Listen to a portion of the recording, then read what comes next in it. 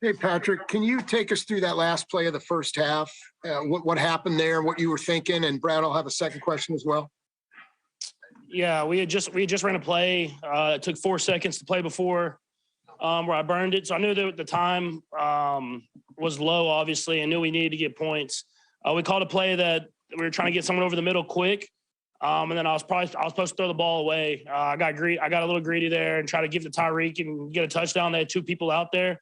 So definitely, I mean, in the long run of things, it looks bad, but if we had another chance, I would have went for another play again. Okay. And the Super Bowl has been the standard around here now, obviously. How are you going to look back on this season when you have time to reflect on it? I mean, you take away the good things, just like any season. It's definitely disappointing. I mean, here with this group of guys that we have, we expect to be in that game and to win that game. And anything less than that is not success. So we'll go back and we'll look at all the things we did well, the adversity we battled through, the team that we became towards the end of the season, and try to learn from the mistakes that we made and try to be better next year. Next to Herbie Teope. Go Herbie. Patrick, you mentioned some of the mistakes you're trying to learn from. What do you think went behind some of the struggles in that second half, especially coming off that first half where the offense seemed to be clicking on all cylinders? There's just a few misreads here and there. There was guys that were open, and I didn't hit at the right time, or I passed up on a something shorter that I went for something. I wanted to get something deeper down the field. And when you're playing a good team and you don't hit what's there, and you try to get a little bit more than what's necessary, you kind of bite you in the butt, I guess you would say. I mean, it's something that we were playing so well in the first half. In the second half, we were just off a tick, and that's all it takes to lose a football game. Next to Pete Sweeney. Go Pete. Patrick, all these guys look at you as the leader of this team. I was wondering if you could kind of share your message to this team and what you said after the game in the locker room. Yeah, I mean, I said I'm proud of those guys. I mean, if you looked at the season that we had to be in this game in general, it's definitely a special group of guys that battle through adversity. But the leaders on this team know that this isn't our standard. We want to win the Super Bowl. Whenever you taste that winning the Super Bowl, nothing less than that is success. And so we have to go back. Obviously, every locker room is different, but we have the core group of guys that it takes to win. So we have to go back, learn from this, and try to be better next year. Let's go next to Sam McDowell. Good, Sam. Hey, Patrick and Brad, I have a follow-up. I know it's fresh right now, but what are the fresh feelings? Like, what goes through your mind immediately? Yeah, you're definitely disappointed. I mean, when you're this close and you're in the final 4 games, you want to win the Super Bowl. And we've had 2 years in a row where we've lost an AFC championship, or actually 4 years, really. We lost AFC championship game, won the Super Bowl, lost Super Bowl, then lost AFC championship. And so, I mean, a few plays here and there, you could have 4 chances at the Super Bowl. So, I mean, it's definitely disappointing, but you have to learn from it. I mean, you can't let this end what we have here. You have to make sure that you continue to battle, continue to get better, and try to find ways to win Super Bowls at the end of the day. And then it seemed like the Bengals were really trying to, in the second half, prevent you from scrambling a lot with the way they were playing the defensive lineman. Can you just explain what you were seeing in regards to that? Yeah, they just had a spy on me for the most part, and I've usually done a great job of getting around that guy. But they had a good game plan. They were doing this a lot of similar stuff in the first half. We were just executing at a higher level, and they stayed with it. They fought. I mean, that's a good football team, but it takes a lot of fight to stay in a game whenever you're down like that. But I mean, I got to be better. I mean, when you're up 21-3 at one point in a game, you can't lose it. And I put that on myself. Let's go next to Nate Taylor. Go ahead, Nate. Patrick, I have 2 questions. Just what did you see on the interception? And given your success scrambling in the red zone in the first half, was there anything that you just saw differently from the Bengals when you had those opportunities late in the fourth quarter? Yeah, on the overtime interception, I knew the safety was going to make a run at it.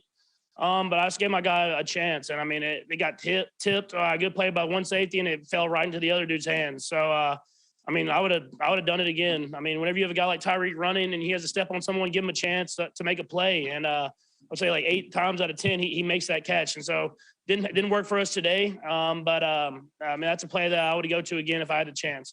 And then the red zone, I mean, we were only down there once in the second half. So it wasn't like we weren't having great success. I mean, it was at the point at the end of the game where they were just blocking the end zone, trying to keep us to a field goal. So you got to be in the red zone more to have more success in it. Let's go next to Todd Palmer. Go ahead, Todd. Patrick, I know, it's weird to celebrate milestones in a game like this, but I did want to ask about Travis Kelce. He's now tied for third most postseason touchdowns in NFL history, one of only 3 guys with 100 catches. Obviously, he was great today. Can you just talk about, how much of a safety blanket he was and how terrific he was today? Yeah, I mean, he's just a competitor, man. Obviously, he's super talented, and everybody knows that. The routes he runs, how big and athletic he is, and everything like that. But he's just a guy you want to go to battle with. He's going to fight to the very end. I mean, that's the type of dude he is, and we have guys like that all over this team. And as disappointed I am at how we performed in the second half and losing the game and everything like that, I'm proud of how the guys fought to the very end of that game, no matter how disappointing it looked there in the second half. And last to Jory Epstein. Go ahead, Jory. Patrick, you talked about how after you reach a Super Bowl, nothing else really feels the same and you know what you're missing. In light of the news that Tom Brady seems to be on his way of retiring, does it give you any different perspective of how difficult it is to get to that place? And what can you take from his career as you try and get back to that place? Yeah, I mean, his career is one of a kind. I mean, that's why he's the GOAT. I mean, to win that many Super Bowls, to be in that many games, it's hard. And I've understood that. I mean, after the years that I've had, I mean, I've been close a lot, but I've only been there twice and I've only won one. And I understand that it takes a special player, a special group of guys, a special circumstances for that to happen. And I'm just gonna try to do whatever I can to give myself a chance every year to try to get in that game and to win it. But I mean, who knows if he retires? I feel like we don't know for sure. But regardless if he does or he doesn't, he's gonna be a great football player, and he's always been a great football player in his career. Patrick, we appreciate the time. Thanks for joining us. Did a better job than what we did in that second half for sure. Appreciate our fans for sticking with us throughout the season and then being great today. So listen, it's my responsibility to make sure that we do better offensively and as a team. And I obviously didn't get that done that second half. So I've got to do a better job there. We'll go back, look at things and make the adjustments that we need to going into the offseason. Unfortunately, this is so final, and that's where we sit now. And it's our players were disappointed. Obviously, they put a lot of time and effort into this, putting themselves in this position for a championship game. I'm proud of them for that, and the way they battled through some of the problems that we had early in the season. So we again very appreciative of the guys. With that, time's yours. Let's go first to Adam Teicher. Go ahead, Adam. Hey, Andy, can you take us through your thinking on that play, the last play of the first half? And Brad, I'll have a second question as well. Yeah, so I was hoping we could get the ball in the end zone. I probably gave him the wrong play, first of all. So to start with, I could have given him something better than that, where the play was open in the end zone, and then we wouldn't have to go through that. But it's I'll take responsibility for that one out. All right. And it looked like after Joe Burrow's run in overtime there, I know you can't challenge, but were you asking the officials to review that play for a fumble? Is that what you were doing there? Yeah, not Joe Burrow. You're talking about next.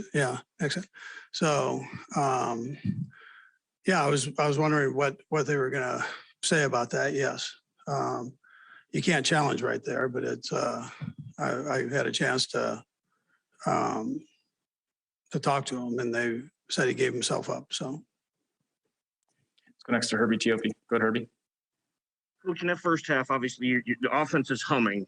In the second half, sputtering. What exactly happened there in that second half? Did the Bengals present a different look defensively? Yeah, listen, Herbie, not really. I mean, they played a little bit more man on second down, but other than that, no, not really. So we just, I can put the players in better positions to make plays. I didn't get that part done. Next is Sam McDowell. Go ahead, Sam.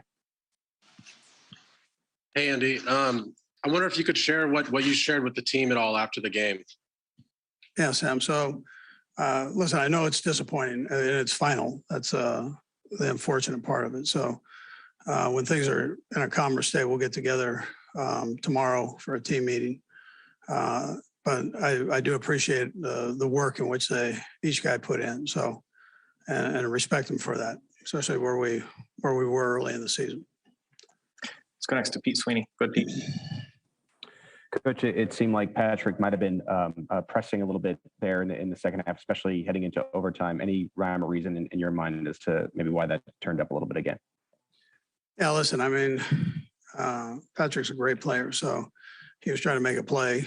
And like I said, I've got to do a better job of giving him things that he can make plays with. So I can do a lot better in that area. Get to like, subscribe, and share all of our channels. Check us out. Hey, tell us what you think about it. Are we hitting it on nail on the head or are we not? Please leave a comment. Let us know. Tell us how the flow is. But don't forget, this is your boy MC D Rex, and I'm out. Peace.